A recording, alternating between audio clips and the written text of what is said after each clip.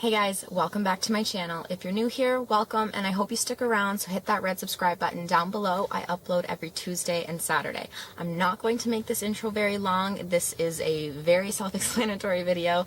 It is how I potty trained my 2.5-year-old son in literally one day. That's it. Now, keep in mind, we've tried this several times in the past, but there was always several months in between actual persistent potty training. So if you want to hear what worked for us and what didn't, then keep watching and let's roll the intro. Follow me and we'll find something more than this life.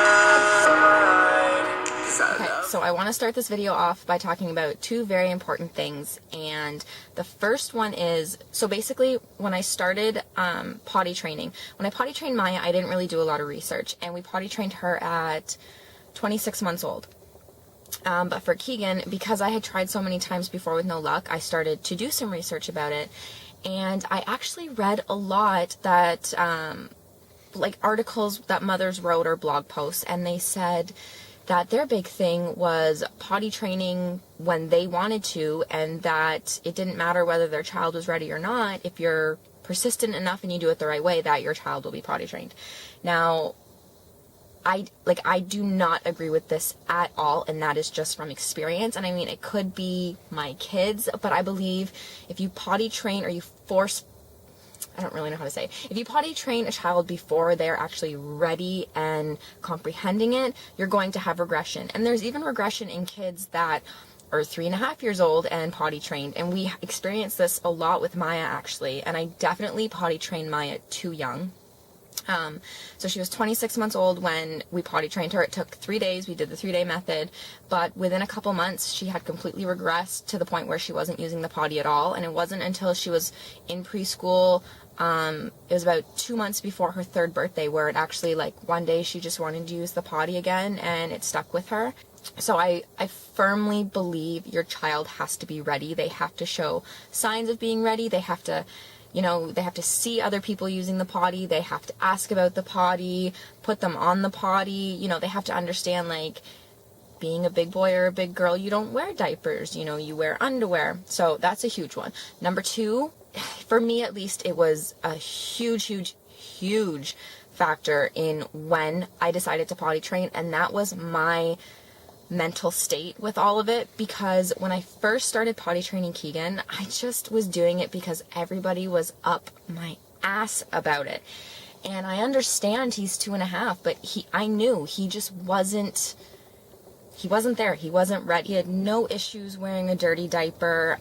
When we did try in the past, it'd be okay for a couple hours, but then it just became this big joke, peeing on the floor and all that. And I think a lot of that had to do with my reaction, because instead of being calm and patient, like obviously I know I should be, I was getting frustrated because I just so badly felt this pressure from everybody. And I'm not blaming anybody, but I just felt, as a mother, I felt this pressure from everybody who said, like, oh, he's too old to be wearing diapers, and you were potty trained and your brother were potty trained at 16 months old, and all these things were just in the back of my head all the time, weighing on me, and I just had a short fuse when it came to potty training him the first time. So your mental state is just as important as your child's readiness when it comes to potty training. This time around with Keegan, I didn't even plan to do it, actually. We took Maya to the bus stop one day, and we came home, and I was just like, you know what? It's just me and him at home.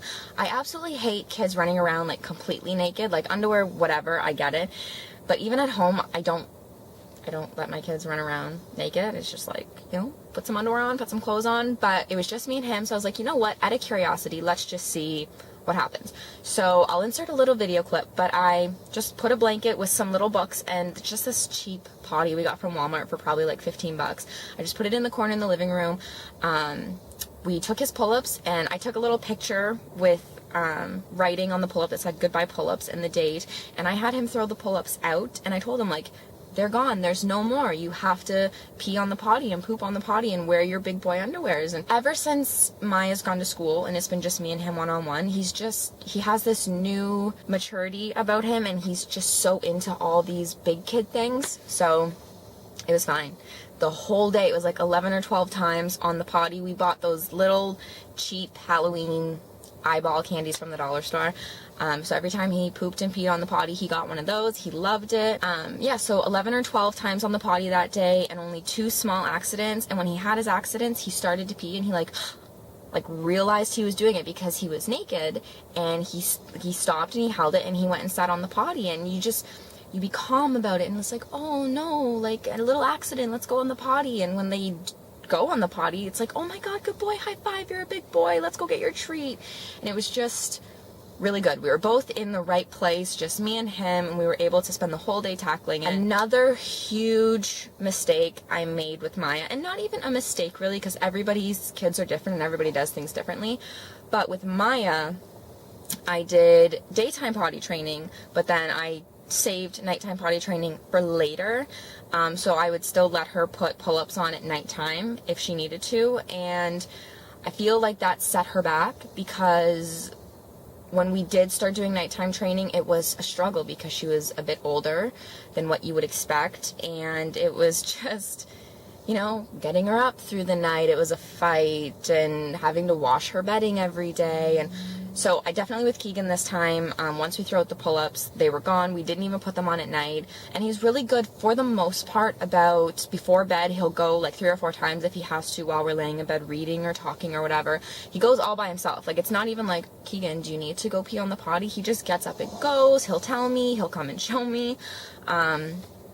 Yeah, like, he still obviously has little accidents at night, but if he wakes up in the middle of the night to come into our bed, it's like, okay, let's go use the potty, buddy. Or he'll wake up and he'll come and tell me, like, I need to use the potty. So it's very rare, not rare, but it's, when he does have an accident at night, it's minimal, I guess you would say. So yeah.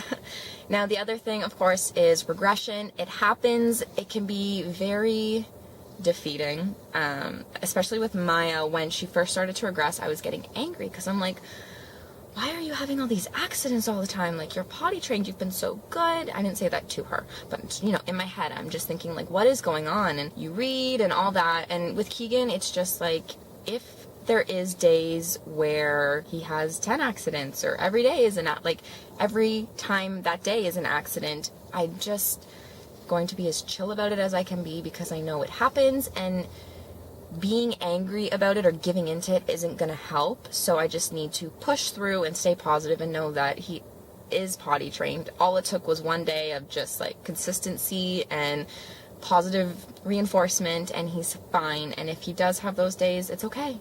It happens. He's not even 3 yet.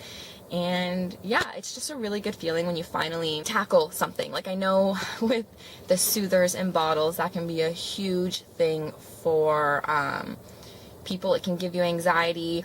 I know my friend Mariah, I will link her channel down below. She's getting to that point now where she has to consider, you know, what she's going to do for Sophia when it comes to the soother and the bottle.